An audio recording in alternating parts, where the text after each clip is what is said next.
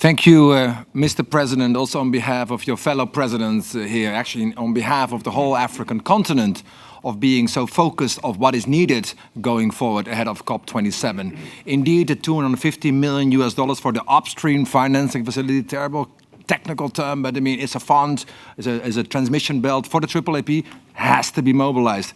As is, as you indicated this morning, Mr. President, the ADF replenishment of the African Development Bank under the leadership of President Adesina.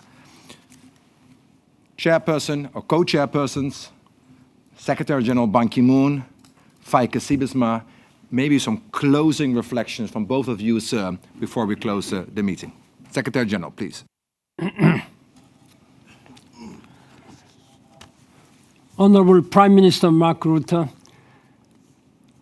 Excellencies, the Presidents of Senegal, Ghana, and TLC, and ministers, colleagues, and above all, I think I can say this for everyone, friends of the Global Center on Adaptation.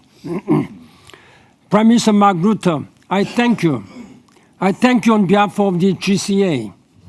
I thank you on behalf of the millions of people living on the front lines who are suffering today and who cannot be here with us today. Without your leadership, none of us would be here today. You have been visionary in enabling the world to have a global organization focused solely on this greatest challenge facing our planet in fever. I also want to express my deep thanks and admiration to you, President Macky Sall, and to your honorable colleagues, President Akufo-Addo of Ghana and President Tshisekedi, Felix Tshisekedi of Democratic Republic of Congo. Africa is staring down the barrels of this global crisis of the climate, but you have shown the true courage. The courage to set the resilience agenda at the center of your development efforts. And you have put your own money to use in the fight against the climate breakdown. Together, you are leading the African Union, the Climate Vulnerable Forum, the pre-COP to Sharm el-Sheikh. Together, you are an extraordinary coalition for a new way forward for Africa and for the world. I also want to take this opportunity to acknowledge the extraordinary work of Patrick Vercoyen at the helm of this GCA. Both Feike Sijbesma and I have been working every day with Patrick. A number of you have been friends of the GCA for some time now. The incredible development of this global organization from day zero, just a few years ago, 4 years ago, when I started, until today, is an accomplishment and testament to tenacity and bold drive of Patrick and his growing team. And I thank you very much and commend your leadership. The world needs this organization like never before. A few weeks ago, I was in the Ukraine, to be more exactly, August 16, seeing firsthand the devastation of that crisis. I was horrified by this ruthless killing of people, hundreds, thousands of people by Russian soldiers. I have spoken out and condemned that there must be a process of justice. And I have been always saying that justice will prevail. Today, if not today, tomorrow. If not tomorrow, soon in the near future. I think the whole international community must show solidarity and unity and speak in one voice. And this is what is needed for people of Ukraine. Again, today we have been reminded that we are living together on this planet. Not only has Africa been rocked by the pandemic, not only has it been rocked by the climate crisis, and Africa is the most vulnerable continent. It is also hit by the fallout of the Ukrainian crisis on food, on prices, on energy cost. With the facilitation by the Secretary General Antonio Guterres and Turkish President, there is a Black Sea Grain Initiative, which has been allowing this shipment export to African countries. This is important, and this must continue.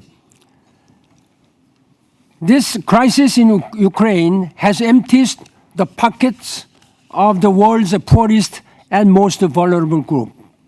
Enough is enough. Africa and the international community need an opportunity to confront this crisis together.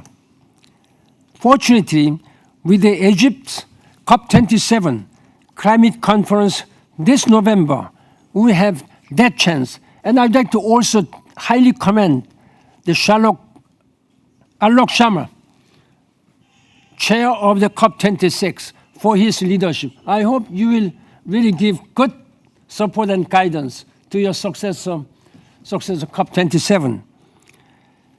What we have heard from today from the African leaders, the heads of state, the mayors, the world of business, and the community leaders is that adaptation is an opportunity from growth, prosperity, to do business for a greener and more resilient future. But we have also heard that unless the African COP takes us a step forward on adaptation action, we will miss this crucial opportunity. We cannot squander this moment when we are all living a climate emergency.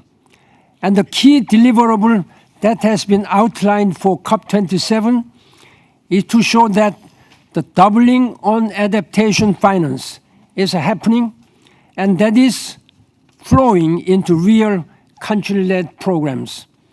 And the African Adaptation Acceleration Program, AAAP, is Africa's flagship adaptation program. It needs $250 million in addition to funds from its vital upstream program, and it needs $12.5 billion funding by the African Development Bank, new climate window for Africa. I think it is entirely possible for the key players to come together behind this for COP27.